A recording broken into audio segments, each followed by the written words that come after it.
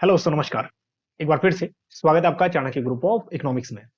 दोस्तों, EMRS PGT economics मतलब Eklavya model residential schools का एग्जाम हुआ था पीजीटी इकोनॉमिक्स का 16 ऑफ दिसंबर को।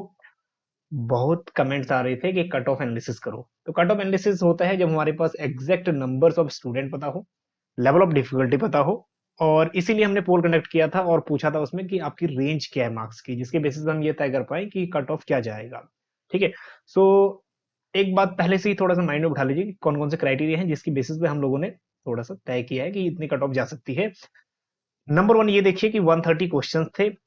आप 20 क्वेश्चन हटा दीजिए क्योंकि वो क्वालिफाइंग नेचर थे। चार चार अगर नंबर है उसमें आपके हिंदी इंग्लिश में, देन इनफ है। 10 आउट ऑफ 10 लाने की भी जरूरत आपको नहीं है। नेक्स्ट, यही गेम चेंजर है।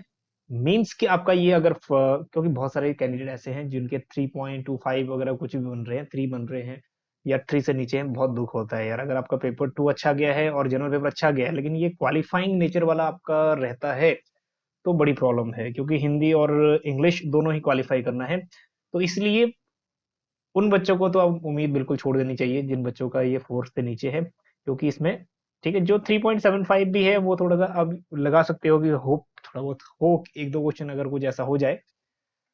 लेकिन जिसके 3 है, 3 से नीचे हैं, थोड़ा सा होप कम ही है कि आपका ठीक है ये आगे एग्जाम चेक हो, क्योंकि क्वालिफाइंग नेचर है 4-4। फिर भी मैं आपको डिसअपॉइंट नहीं करूंगा। आगे बढ़िए। 130 में से ये अब डिसाइड करेगा कि आपका सिलेक्शन सीधा होगा, क्योंकि इसमें इंटरव्यू भी नहीं है, डायरेक्ट पीजीटी लेवल के लिए डायरेक्ट रखा हुआ है। तो उस हिसाब से हमें जितने भी पोस्टें हैं डायरेक्ट डायरेक्ट रिक्रूटमेंट चाहिए, और कुछ कुछ आ जाएंगी वेटिंग लिस्ट में, है ना। अगर ज्वाइन नहीं करेंगे कोई तो वो वेटिंग वालों में से उठाएंगे। अब 130 में से एक हम जनरली हम बात करते हैं कि अगर आपके 120, हाँ जी, 120 क्वेश्चन आपने अटेम्प्ट किए, 10 आपने छोड़ दिए, उस 120 में से भी आपके 100 करेक्ट है और 20 इनकरेक्ट है ना। 100 बिल्कुल करेक्ट है और 20 इनकरेक्ट है, तो 21/4 नेगेटिव मार्किंग है। तो मान के चलते हैं 20/4 इज इक्वल टू 5। ठीक है, तो 5 माइनस हो जाएगा, मतलब फिर भी आपके 95 नंबर सिक्योर हैं। ठीक है, ये ओवरऑल दोनों पेपरों की बात कर रहा हूं मैं। पेपर 2 इकोनॉमिक्स मॉडरेट था, पेपर 1 भी आपने तैयारी अच्छी की थी तो जनरल पेपर भी अच्छा हुआ होगा। तो उस बेसिस पे हम कंडक्ट जो है कट ऑफ है वो एनालिसिस कर रहे हैं। ठीक है, आपका जो रिव्यू है वो जरूर आप लोग, आपका जो भी राय है वो आप लोग जरूर देना कि कट ऑफ कितना हो सकता है। ये हमारा जनरल एक एस्टिमेट है या फिर एक्सपेक्टेड है।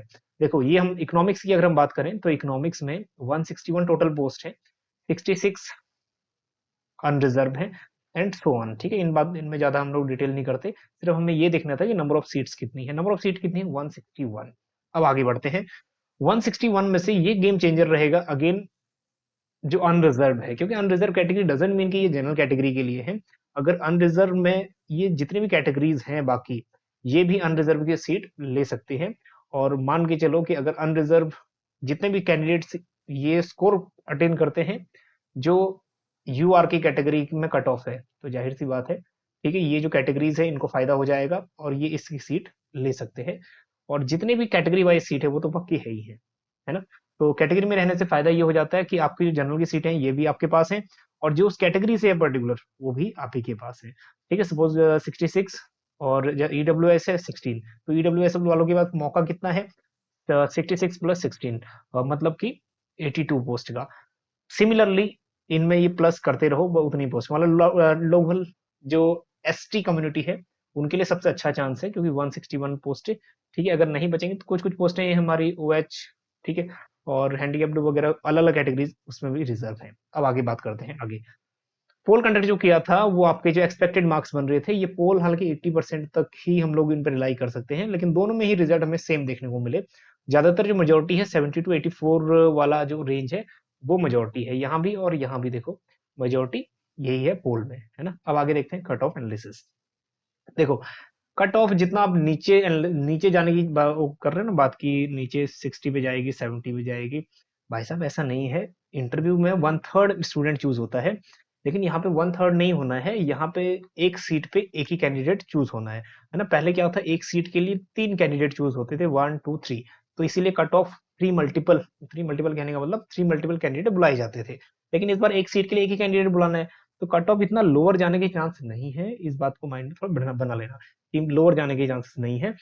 और दूसरी बात, जो भी हमारे पास डायरेक्ट डायरेक्ट रिक्रूटमेंट है, कोई इंटरव्यू नहीं है, तो रिटर्न में आपका बहुत ज्यादा वेटेज रहेगा या फिर बहुत ज्यादा आपका इंपॉर्टेंस रहेगी रिटर्न में जो भी आपने परफॉर्मेंस दिया है। चलिए आगे देखते हैं अनरिजर्व की या फिर जनरल कैटेगरी जिसको हम बोलते हैं। ठीक है, एक एक्सपेक्टेशन है 70 से लेके 82 तक हो सकती है। अब ये एक हो सकता है थोड़ा बहुत वेरी करे, ठीक है, लेकिन एक जनरली क्या है 77 से 82 तक जा सकता है।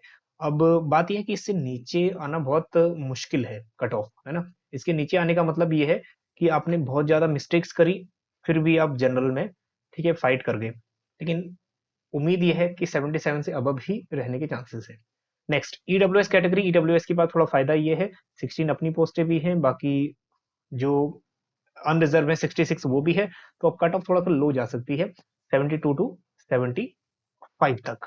ठीक, नेक्स्ट कैटेगरी जो है ओबीसी है, ओबीसी वालों को थोड़ा और भी फायदा है 72 टू 73 तक कट ऑफ जा सकती है।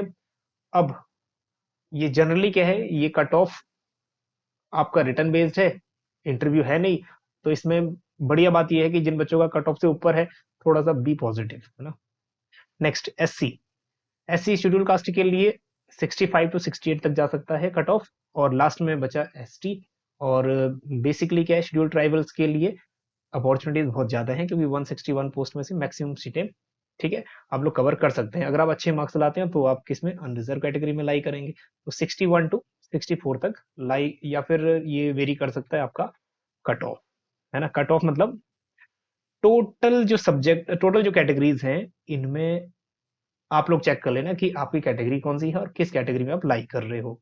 सो जनरली क्या है ना, कुछ कुछ बच्चे कह रहे थे कि क्या 60 जा सकता है जनरल का कट ऑफ, इतना लोअर मुझे लगता नहीं है कि 60 या 65 तक कट ऑफ रहने वाला है जनरल कैटेगरी का, क्योंकि कंपटीशन लेवल टफ है, क्योंकि 4 मार्क्स क्वालिफाइंग जरूरी है, नंबर ऑफ कैंडिडेट्स भी बहुत है, लेकिन सीटें तो लिमिटेड है ना।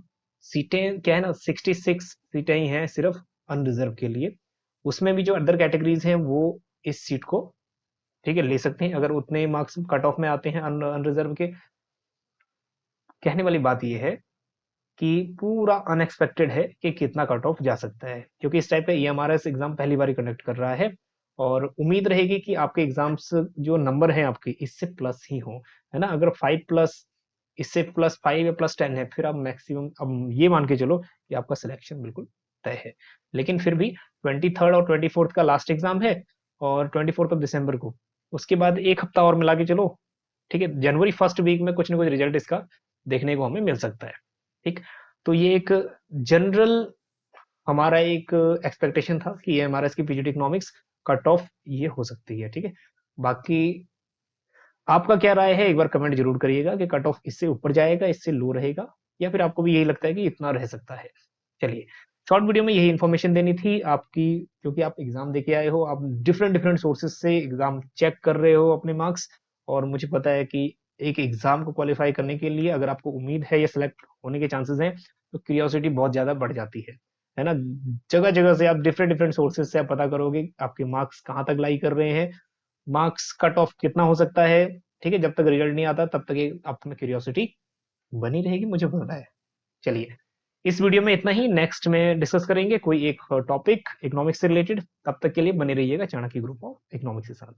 Thank you so much.